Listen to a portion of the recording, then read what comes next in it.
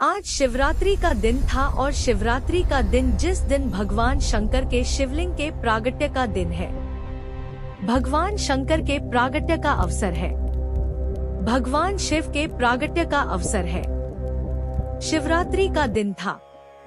नंदीश्वर ने भगवान शंकर के चरणों का स्मरण किया और शिव जी का स्मरण कर कर भगवान शंकर के पावन चरणों का स्मरण कर कर नंदी में शिवरात्रि के दिन भगवान शंकर की सुंदर बेलपत्र के पत्ते पर लाल चंदन का स्पर्श भगवान नंदीश्वर भगवान शिव को एक बेल पत्र समर्पित करते हैं।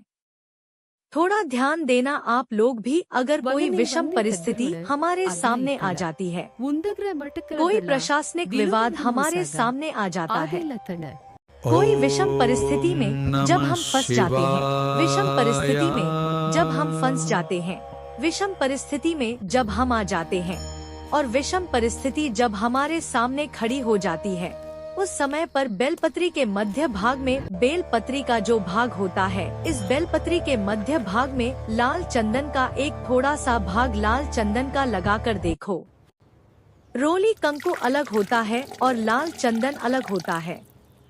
नहीं तो कई लोग कहें कि रोली कंकु एक ही है, मतलब रोली कंकु और लाल चंदन एक है, तो दोनों में अंतर है। लाल चंदन अलग होगा, रोली कंकु अलग होगा। जैसा पीला चंदन होता है वैसा ही लाल चंदन होता है।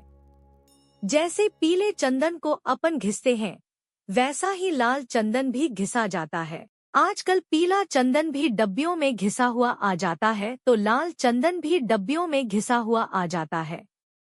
कहें अगर विषम परिस्थिति में अगर हम हैं और ऐसा लग रहा है कि यह परिस्थिति हमारे को परेशान कर रही है या प्रशासन कहीं ना कहीं हमको कुछ ना कुछ ऐसा क्रम बन रहा है कि हमें तकलीफ आ रही है, तो उस जगह पर केवल 3 शिवरात्रि, कितनी शिवरात्रि, केवल 3 शिवरात्रि, हर महीने शिवरात्रि आती है। किसी भी शिवरात्रि पर प्रत्येक महीने शिवरात्रि आती है।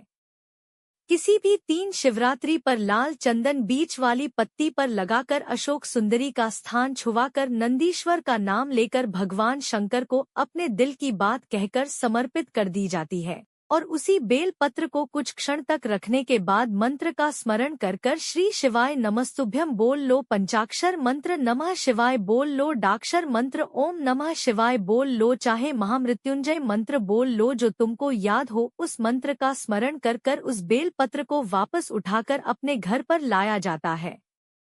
3 शिवरात्रि अगर दिल से कर ली जाए तो कैसा भी विवाद चल रहा हो, प्रशासनिक कैसे भी झमेले चल रहे हो, वो सुलझ जाते हैं।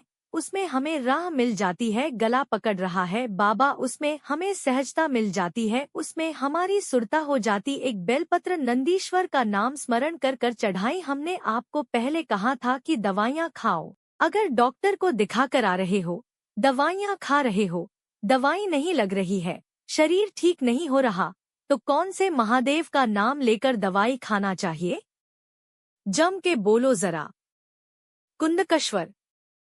कौन से महादेव? कुंदकश्वर।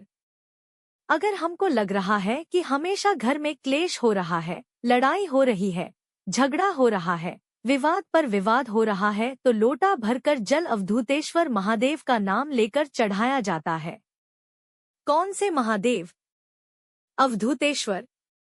भगवान का अवधूतेश्वर नाम लेकर चढ़ाया जाता, शिव तत्व की प्राप्ति हो जाती। भगवान शंकर का